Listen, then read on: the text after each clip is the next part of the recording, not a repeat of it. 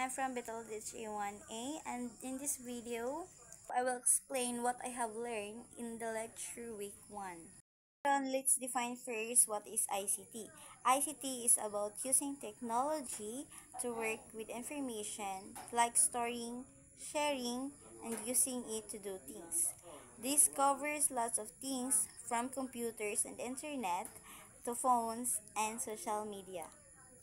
So, ang ICT is nag-help siya to communicate with others, to share information, and easy to connect with others around the world in using social media.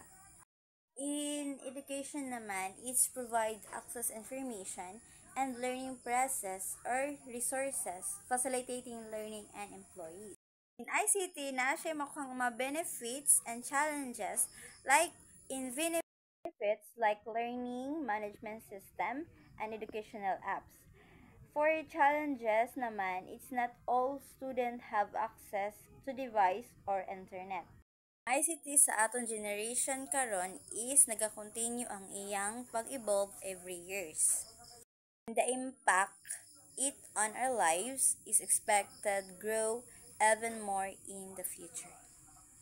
That's all. Thank you. Bye-bye.